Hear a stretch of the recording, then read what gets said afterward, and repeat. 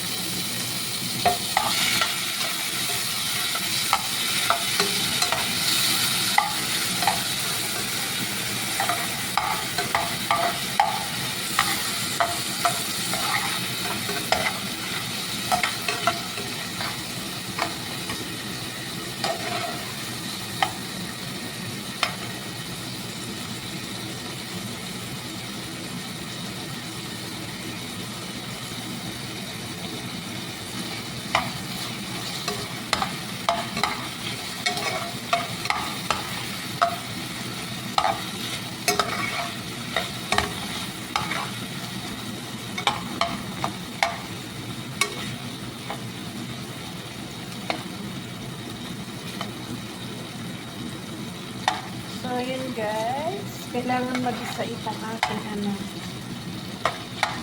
kamatis. Ang ating pansahog dito sa ating ampalaya, yung ating breast chicken.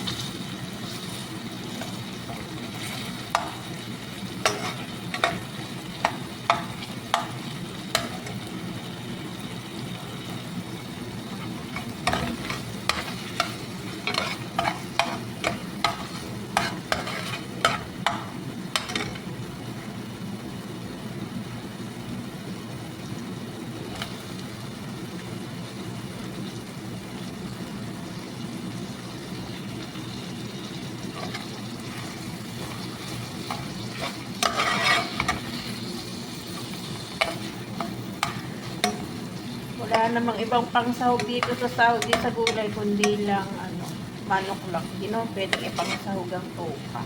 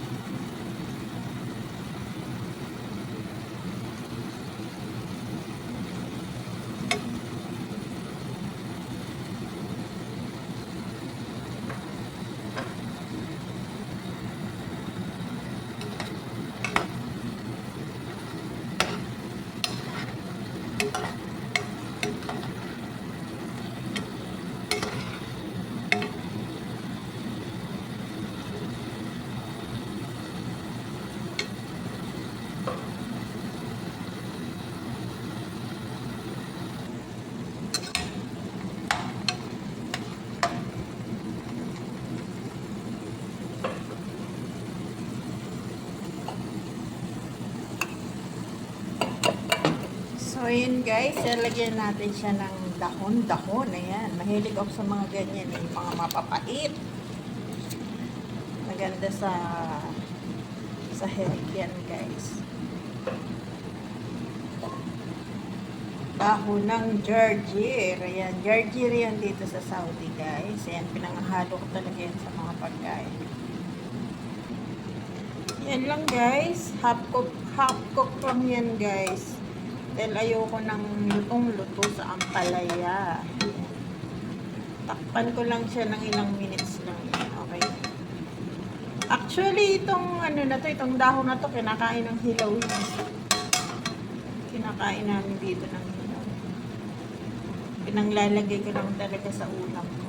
So, yun guys, takpan ko lang siya ng ilang minuto.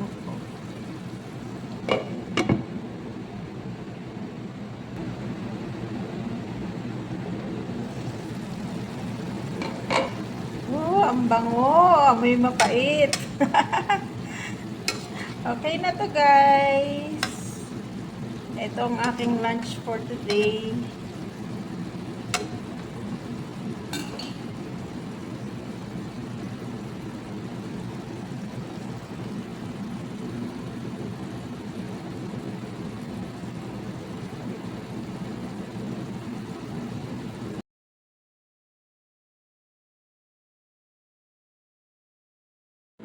So, yun guys, ito na ang aking ingredients sa aking atay ng manok. Ayan, meron tayong kamatis, sibuyas, bawang, may chicken cubes tayo, kaluya. Lalagyan ko din siya ng dahon ng laurel. Then, ito lang ating atay ng manok.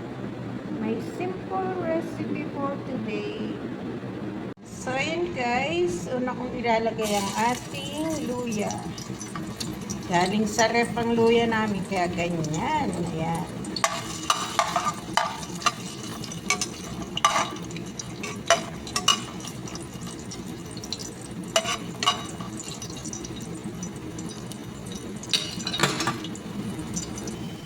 So, ayan. Next na natin ang ating onion.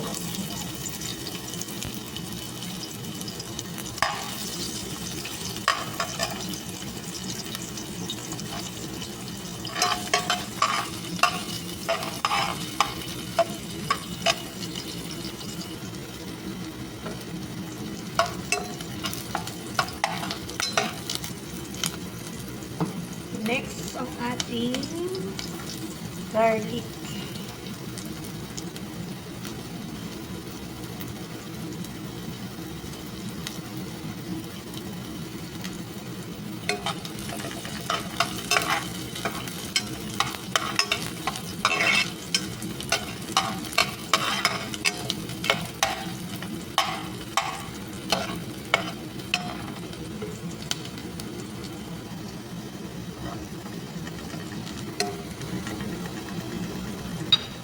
Next, ang ating tomato.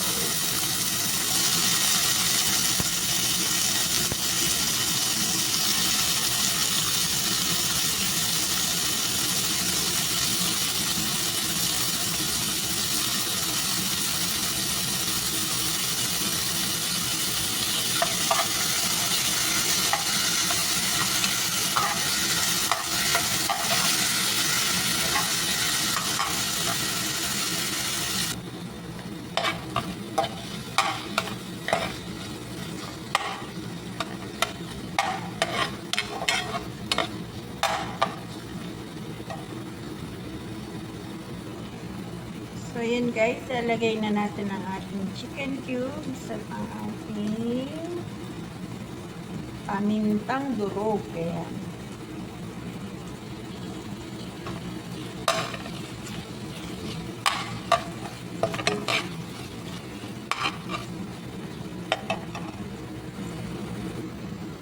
So, yun guys, lalagay na natin ang ating atay ng manok.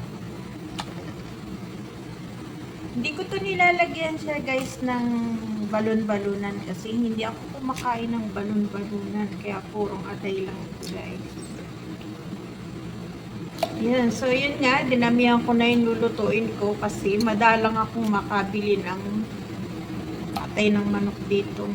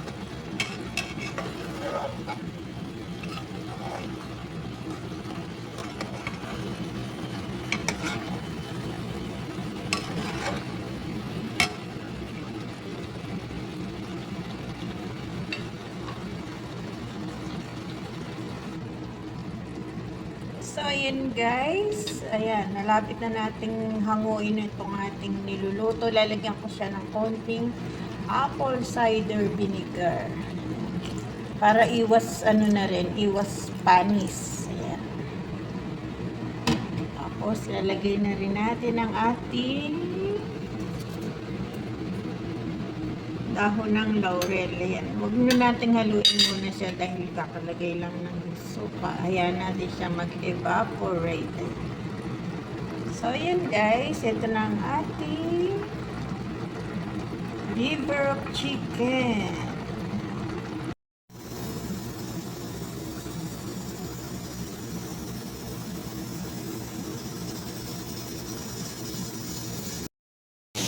So, ayan guys. Ito na ang ating atay ng manok.